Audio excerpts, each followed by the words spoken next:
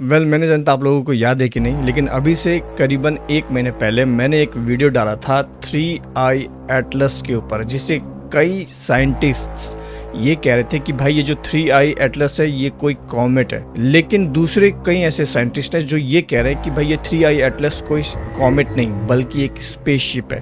तो इसके ऊपर मैंने वीडियो बनाया था और मैंने कहा था कि अक्टूबर के अंत में ये पृथ्वी के बिल्कुल पास से गुजरेगा और इसे हम देख सकते हैं। और एग्जैक्टली अगर बताऊं तो ये 29 अक्टूबर 2025 को पृथ्वी के बिल्कुल पास से गुजरेगा। और इसके ऊपर अभी कुछ नई तस्वीरें अभी सोशल मीडिया में वायरल जा रही है जो कि बिल्कुल स्पेसशिप जैसा लग रहा है। और इतना ही नहीं, नई जानकारी भी मिली है। आज की इस वीडियो में उसी टॉपिक को कवर करेंगे 3i एटलस के ऊपर। तो मेरा नाम आशीष है, आप देख रहे हैं एसजिंग टीवी। चलिए शुरू करते हैं।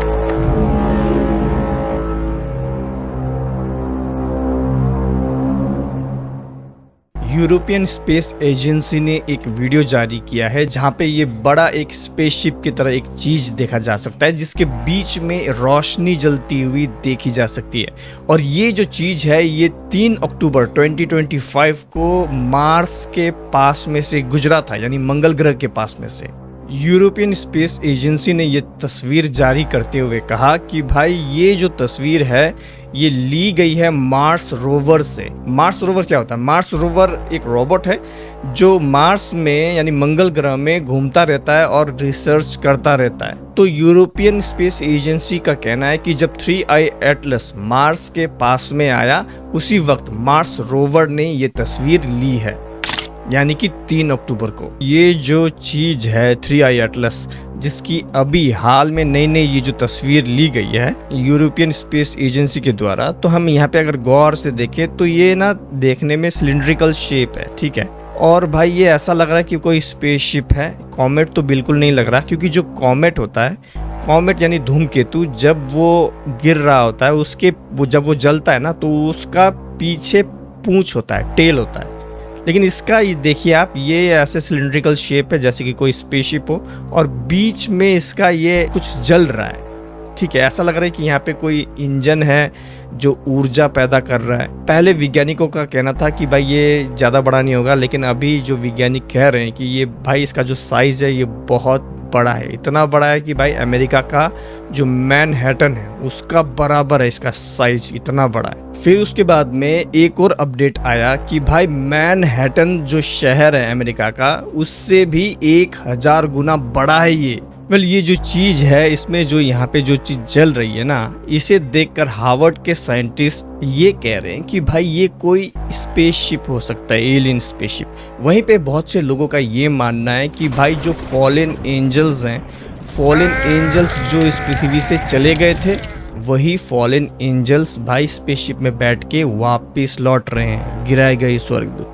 लेकिन यहाँ पे मेरा ये मानना है कि हो ही नहीं सकता कि ये फॉलन एंजल्स है जो आ रहे हैं पृथ्वी में, क्योंकि जब हम बाइबल का वचन पढ़ते हैं पतरस 2:2, 2 Peter chapter number 2 verse number 4, तो यहाँ पे देखिए क्या लिखा है। क्योंकि जब परमेश्वर ने उन स्वर्गदूतों को जिन्होंने पाप किया नहीं छोड़ा, यानी पाप करना नहीं छोड़ा, पर नरक में भेजकर अंधेरे कुंडों में डाल दिया ताकि न्याय के दिन तक बंद रहे।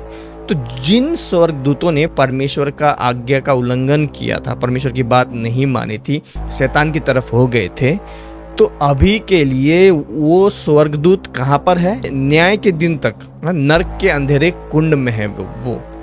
तो मैं यहाँ पे नहीं मानता कि ये जो चीज है ये स्वर्गदूत यानी कि जो फॉलन एंजल से गिराए गए स्वर्गदूत हैं वो आ रहे हैं, क्योंकि स्वर्गदूत तो सब नरक में। लेकिन फिर जब हम मत्ती 4:1-11 में पढ़ते हैं तो हम देखते हैं यहाँ पे शैतान जो है वो यीशु मसीह की परीक्षा लेता है कि ये पत्थर को रोटी बना दे, ये वो। दूसरा, जब हम मरकुस 5:1 से अगर हम पूरा पढ़ते हैं, 20 या 21 अगर पूरा पढ़ेंगे तो अच्छा है, तो हम यहाँ पे देखते हैं कि यीशु मसीह एक देश में जाता है, गिरासेनियों के देश में पहुँचता है और वहाँ पे एक व्यक्ति को अशुद्ध आत्मा यानी कि दुष्ट आत्मा यानी फॉलन एंजल्स की आत्मा, इंसान का आत्मा दुष्ट कभी नहीं बनता है, ठीक है। जैसे फिल्मों में दिखाया जाता है ना, ही भूत बन जाता है मरने के बाद में, ऐसा नहीं होता है, ठीक है।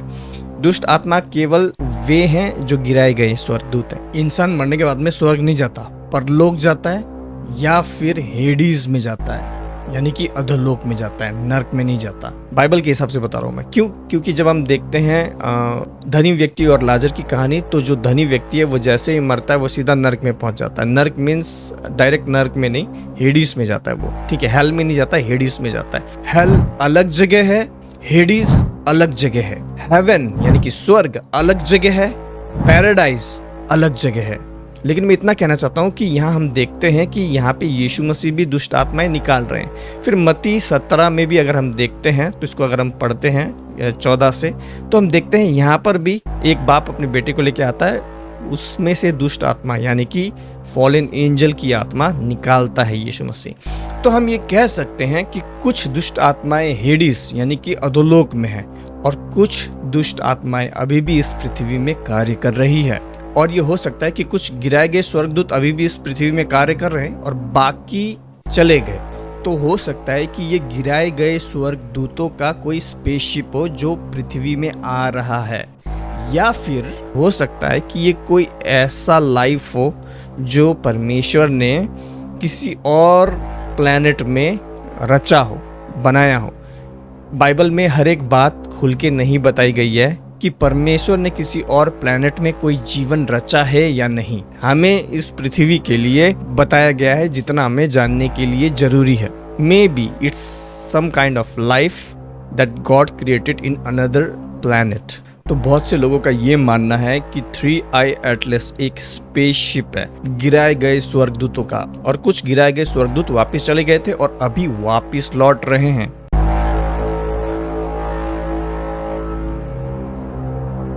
मार्स रोवर ने और भी तस्वीरें ली हैं जो अभी आप देख रहे हैं अपनी स्क्रीन पे, जो कि जारी की गई है यूरोपियन स्पेस एजेंसी की तरफ से। अभी आप देखिए, यहाँ पे आप दूर से देखने में ऐसा लग रहा है कि भाई ये कोई पत्थर है, कोई चट्टान उड़ती हुई जा रही है, लेकिन अगर आप इसी को अगर जूम करेंगे ना तो आप यहाँ पे आप साफ साफ देख सकते हैं। देखिए, मैं इसको अच्छे से जूम करके दिखा रहा हूँ। तो ये चट्टान तो बिल्कुल नहीं लग रहा, ठीक है, बल्कि आप यहाँ पे अगर गौर करेंगे तो यहाँ पे आप देखिए किसी प्रकार का मशीन है या कोई इंजन है, ऐसा दिखाई दे रहा है। अगर आप यहाँ पे गौर से देखेंगे, ये कोई चट्टान नहीं है। ये देखिए किस तरीके से इसका शेप है, एक सिलिंड्रिकल शेप है यहाँ पे।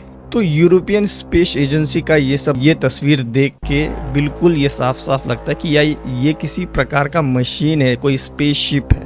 हार्वर्ड स्पेस रिसर्च टीम के प्रोफेसर अविलोप वे पहले व्यक्ति हैं जिन्होंने इस बात का पता लगाया कि भाई ये कोई कॉमेट नहीं है, कोई धूमकेतु नहीं है, बल्कि ये जो चीज आ रही है ना भाई, ये कोई स्पेसशिप है। और प्रोफेसर अविलोप का यहाँ पे क्या कहना है, जरा सुनते हैं। As we speak, 3i Atlas, an enormous glowing object the size of Manhattan, is speeding toward Earth on what appears to be a planned, coordinated trajectory. It's going so fast that you could fly from New York to Los Angeles in just 1 minute. Now, conventional scientists say that it's just a comet. Of course they're going to say that. But it's doing things that comets just don't do. No comet we've ever seen.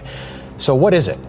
Joining us now to answer that question, Harvard astrophysicist Dr. Avi Loeb, and member of the House Oversight Committee, and someone who took part in the UAP hearings just last month, Tennessee Congressman Tim Burchett. Gentlemen, great to have you back on. Dr. Loeb, I want to start with you. October 3rd is an important date in this 3i Atlas saga. Why is today so important, and what are we now learning about this thing? For a simple reason, a picture is worth 1,000 words. And we are about to get the highest resolution images of 3i Atlas when it comes within 29 million kilometers from Mars. There are several orbiters, one that was deployed by... तो ये जो चीज है जिसको 3i Atlas नाम दिया गया है, ये कुछ इस तरीके से मार्स यानी मंगल ग्रह के पास में से उड़ रहा था। उसी वक्त जो मार्स का रोवर है उसने 3i Atlas की तस्वीर खींच ली। On Mars, and it has a camera. This camera is called HiRISE that will be able to resolve 3i Atlas with a 30 kilometer per pixel resolution. So we will learn much more about it in the coming days, and hopefully the data will be out soon. Science is fun because we can learn from evidence. So far there are 7 anomalies of this unusual object. The size is very large. It's larger of all the size of Manhattan Island, about 1,000 times more massive than the previous interstellar comet, about 33 billion tons, at least that mass. इस वक्त जो इस चीज का size यानी कि मास बताया जा रहा है ना, वो बहुत ही ज्यादा बड़ा है। Towards the sun. Unlike a cometary tail that usually goes away from the sun, there was an unusual chemical composition containing mostly nickel without iron. There was a polarization of light never seen before for comets, and the trajectory of 3I Atlas is aligned with the plane of the planets around the sun. The arrival time was fine-tuned to come very close to Mars today, and later to Jupiter and Venus. And and also I noticed that the arrival direction of 3I Atlas was coincident with the direction from where we got the most powerful radio signal back in 1977 that was called the WOW signal, still unresolved. From Sagittarius, and it comes from that direction, although we don't know the plane, but it comes from that direction in the solar system. So तो 1977 में वैज्ञानिकों को एक signal मिला था और वैज्ञानिकों ने इस सिग्नल का नाम दिया वाव सिग्नल। वाव सिग्नल इसका नाम इसलिए दिया गया क्योंकि पहली बार इंसानी इतिहास में ऐसा हुआ था कि किसी चीज ने इंसान के साथ संपर्क बनाने की कोशिश की थी, और जिस तरफ से यानी जिस दिशा से, जिस डायरेक्शन से ये सिग्नल वैज्ञानिकों को मिला था, उसी डायरेक्शन से, उसी तरफ से भाई ये 3I एटलस, ये जो चीज है ये आ रही है। अभी आप लोग सोच रहे होंगे भाई 1977 में भाई सिग्नल भेजा था, अभी इसका क्या लेना देना है 2025 में। तो देखिए ऐसा होता है ना, स्पेस बहुत बहुत विशालकाय है। अगर आप स्पेस में कहीं दूर हो तो पृथ्वी में सिग्नल आप अगर भेजेंगे ना तो वो सिग्नल को आने में भी बहुत समय लगेगा। यहाँ तक कि स्पेस में रोशनी जो है वो रोशनी को ट्रैवल करने में भी बहुत समय लगता है। तो हो सकता है कि भाई 1977 में वैज्ञानिकों को जो सिग्नल मिला था, जिसे वाव सिग्नल नाम दिया गया है, जिसे अभी तक वैज्ञानिक समझ नहीं पाए हैं, ये 3I एटलस ने ही ये सिग्नल भेजा हो 1977 में, और बहुत दूर होने की वजह से पृथ्वी में ये संदेश 2025 में मिला, ऐसा लोगों का कहना है। आप लोगों का इस विषय में क्या कहना है कमेंट्स में जरूर बताइएगा। इस वाव सिग्नल के बारे में सबसे इंटरेस्टिंग बात यह है कि भाई ऐसा नहीं है कि ये वाव सिग्नल रैंडमली इधर उधर से आवाज आ रही थी। स्पेस के एक पर्टिकुलर प्लेस से ये आवाज आ रही थी। जैसे ट्रैफिक में भाई इधर उधर साइकिल का घंटी का अलग आवाज आता है, बाइक का हॉर्न का अलग आवाज आता है ना, तो ऐसा रैंडम साउंड नहीं था। ये एक आवाज आ रही थी, पर्टिकुलर एक जगह से आ रही थी। ऐसा आवाज था जैसे कि कोई बात कर रहा था। ये एक सिंगल टोन आवाज था और इसे रिकॉर्ड किया गया 1420 मेगाहर्ट्ज में, और ये फ्रीक्वेंसी 72 सेकंड तक रही।